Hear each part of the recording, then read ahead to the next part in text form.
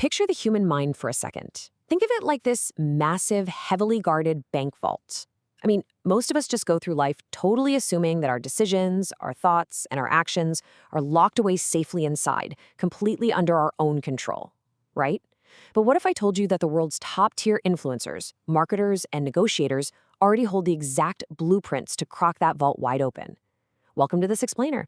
Today, we are diving deep into the ultimate heist, exactly how psychology hacks human decisions. We're going to break down the cutting-edge tactics from Robert Cialdini's masterpiece on pre-suasion, and we'll see how true masterminds don't just change your mind, they literally hack your environment before you even realize the game has started. Okay, let's dive right into this. You know, back in the day, leaders, generals, kings, they mostly ruled by just being the loudest or the absolute most forceful person in the room. It was all about gut instinct and sheer volume. But right around 1946, people started to realize the game was fundamentally changing. Today, the world is absolutely not run by those who shout the loudest.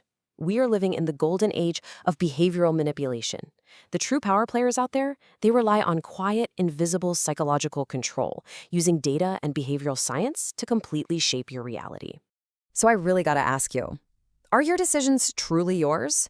By the end of this explainer, I promise you're gonna possess the exact same blueprint these masterminds use to plant ideas in anyone's mind. But hey, a quick warning before we get into it. To really understand this high-stakes chess game, you have to realize that these psychological triggers might literally be affecting you right now. All right, let's kick things off with phase one, the setup. Because look, you can't just smash your way into someone's mind. You have to meticulously prepare the ground first. And this brings us to the absolute core concept of Cialdini's pre-suasion, the privileged moment. It is that tiny, fleeting, critical fraction of a second right before a message is actually delivered. This is the exact moment where a person is the most receptive to being influenced. See, it's not actually about what you say, it's about what you do right before you say it that changes a decision instantly. Let me give you this wild, real-world example of the setup in action. So there was this consultant who needed to ask a client for a $75,000 fee. Now, if he just blurted that number out cold, the client's defenses would shoot straight up. Instead, he used a psychological hack called anchoring. During the meeting, he just casually joked, "Hey, don't worry, I'm not going to charge you $1 million." Everyone chuckles, right? But in the client's subconscious, that massive $1 million anchor was just dropped. So when the consultant immediately followed up with his actual fee of $75,000, suddenly the brain perceived it as incredibly small, totally reasonable, and honestly, an absolute bargain. And this brilliantly illustrates how simple numbers hack our expectations in everyday life, too. Researchers actually found that if a restaurant is named Studio 97, patrons subconsciously prepare themselves for larger numbers, and get this, they actually spend significantly more money. But if you take that exact same restaurant and just rename it Studio 17, they spend less. The environment is entirely controlling their spending limits, and the customers are completely unaware that they were pre-suaded.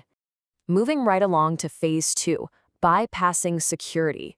Because the setup doesn't mean much if you can't get past the brain's ultimate firewall, which is trust. Okay, so let's look at Jim. Jim was this top-tier salesman who just crushed every single sales record at his company. And his secret? It had absolutely nothing to do with his product. It was a calculated trust hack. Jim would arrive at a client's house for a pitch, and he'd intentionally leave a crucial folder in his car. Right before the pitch started, he'd casually say, "Oh man, I forgot an important file. Can I borrow your house key so I can lock your front door on my way back in?" And people actually gave him the key, which is crazy when you think about it, because we only give the keys to our sanctuary to people we trust 100%. Before Jim even spoke a word about his product, the client's brain registered, well, I gave this man my key, therefore he must be trustworthy. He won complete subconscious trust without making a single pitch. But what if you could bypass that security by literally weaponizing someone's own memories against them? Enter the positive test strategy. Our brains have this super dangerous tendency to automatically search for memories that prove whatever it is we're currently focused on. Cialdini proved this with his brilliant palm reading trick at a party. He held a guy's hand and told him, "You know, you are a very stubborn person." The man's brain immediately scanned his past, found memories of being stubborn, and he totally agreed. Later on, Cialdini told the exact same man, "You are a very flexible person." And again, the guy's brain scanned for memories of flexibility, found them, and agreed again. The mind just instantly finds proof for whatever you direct its attention toward. So to put that into perspective, look at how dangerous this can be when it's used at scale. In a Canadian survey, researchers simply asked people, "Are you unhappy with your social life?" By merely planting the word unhappy, the subject's brain scrambled to find negative memories. The result? These people reported feeling a staggering 375% more depressed than the control group. Think about that. Just one single question entirely hacked their state of mind. Let's move to phase 3 and see how this builds into exploiting glitches. Because now we're talking about hacking the absolute hardware limitations of the human brain. Now you might be thinking, oh, I can defend myself. I'm a great multitasker. Well, actually, scratch that. Multitasking is a complete illusion. The brain actually has a glitch called the attentional blink. When you rapidly switch your focus from one task to another, there is a literal fraction of a second where your brain goes completely blind. It's a mental blind spot. And let me tell you, this blind spot is exactly the window where master manipulators strike. One of the greatest psychologists of all time, Dr. Milton Erickson, knew exactly how to exploit this kind of physical focus. When he wanted to ensure a patient accepted a suggestion, he wouldn't shout over the noise. No way. Instead, he would lower his voice to a near whisper. When you do this, you force the person to physically lean in just to hear you.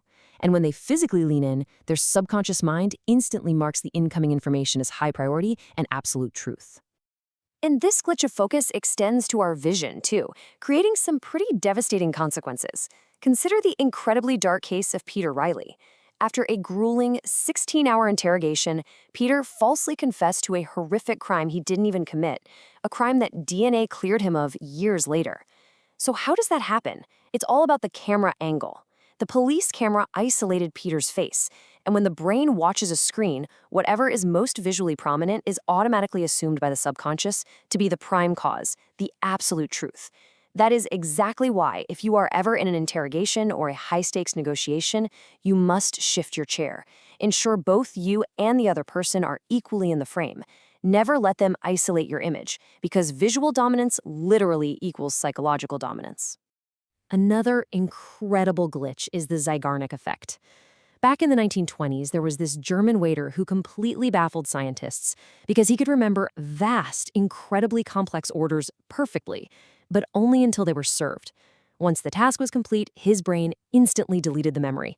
Our brains literally cannot stand incomplete tasks. They create this obsessive mental loop. And you can actually weaponize this glitch for yourself. If you want to skyrocket your morning productivity, stop working at night right in the middle of a sentence or a task. That incomplete loop will create a massive itch in your brain that practically guarantees you wake up obsessed with finishing the job. Beyond focus and memory, these masterminds also exploit the glitches in our language. Words are psychological triggers that literally rewire human behavior. One hospital dramatically changed its entire culture simply by banning violent terminology. They changed bullet points to information points, and attacking a problem to approaching a problem. It completely shifted the aggression levels of the staff. In the corporate world, they know this too. They never say used car, they say pre-owned. They never say cost, they say investment. Changing just one word alters the entire societal reality. All right, we have bypassed the defenses and exploited the glitches. Now it's time for phase 4, the master keys. These are the absolute laws of influence used by billionaires and global leaders. Let's rapid-fire Cialdini's 7 absolute laws.